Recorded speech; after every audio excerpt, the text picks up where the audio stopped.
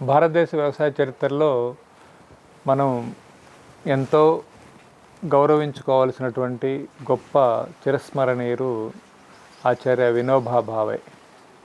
వినోబా భావే గారు గాంధీ సిద్ధాంతాన్ని అనుసరించేవాళ్ళు.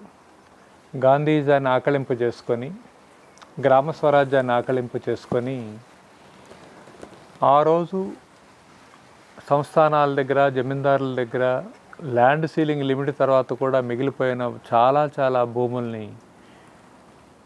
ఎట్లా యుద్ధం లేకుండా, ఘర్షణ లేకుండా దీన్ని ఎలా తీసుకురావాలని ఆయన ఆలోచించి, వారు ఒంటి మీద ఒక జత బట్టలు, చేతి సంచిలో ఒక జత బట్టలు పెట్టుకొని భారతదేశం అంతా నడకతోటే వారు కదిలి వెళ్ళి అందరినీ కూర్చోబెట్టి, జనరల్గా భూమి పంచటం అనేది మనం ఇటీవల కాలంలో కూడా చాలా చోట్ల చూసాం. నక్సలిజం ద్వారా కానీ, కమ్యూనిజం ద్వారా కానీ, హింస ద్వారా కానీ, బెదిరించడం ద్వారా కానీ రకరకాల ప్రయత్నాలు జరిగినాయి. కానీ ఈ ప్రయత్నాల్లో ఎవరు హ్యాపీగా లేరు. ల్యాండ్ ఓనర్స్ హ్యాపీగా లేరు. అండ్ తీసుకున్న వాళ్ళకి అది దౌర్జన్యపరంగా అవుతుంది కాబట్టి ఆ హక్కు వచ్చేది కాదు.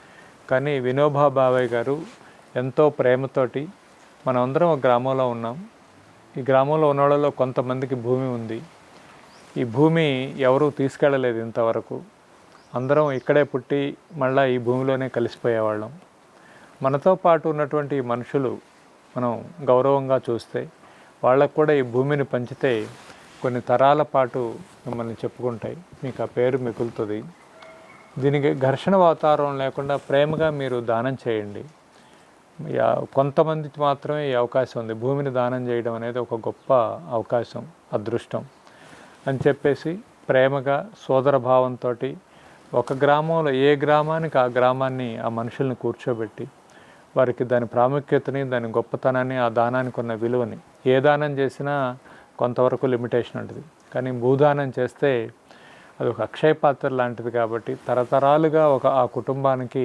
అది ఆధారం అవుతుంది, మీరు గొప్ప భగవంతుడు స్థాయి మీకు వస్తుంది అని ప్రేమగా వాళ్ళకి చెప్పి చేయడం ద్వారా భారతదేశంలో దాదాపు 25 లక్షల ఎకరాలని ఒకే ఒక్కడు, ఏ ఆయుధం లేదు, ఏ అధికారము లేదు, కేవలం ఆయన దగ్గర ప్రేమ ఉంది, గాంధీయిజం ఉంది, మానవత్వం మీద, సమాజం మీద నమ్మకం ఉంది, తిరిగి ప్రజలకి చెప్పి ప్రజలందరినీ ఒకచోట కూర్చోబెట్టి అందరినీ కలిసి సహపంక్తి భోజనాలు చేసి భూమిని పంచిచ్చినటువంటి గొప్ప మహానుభావుడు. అది భారతదేశ వ్యవసాయ రంగంలో ఒక గొప్ప విప్లవాత్మకమైన మార్పు. వారి ఆ చర్య కొన్ని తరాలు, అప్పటి వరకు భూమికి ఓనర్షిప్ లేనటువంటి కొన్ని లక్షల కుటుంబాలకి వాళ్ళందరినీ భూమి కలిగి ఉండేటట్టు, భూమితో కలిసి పనిచేసేటట్టు చేయగలిగారు. ఈ పరిణామంలో వారు ఎంతో చిరస్మరణీయులు, వారిని మనం ఎప్పుడు గుర్తు తెచ్చుకోవాలి.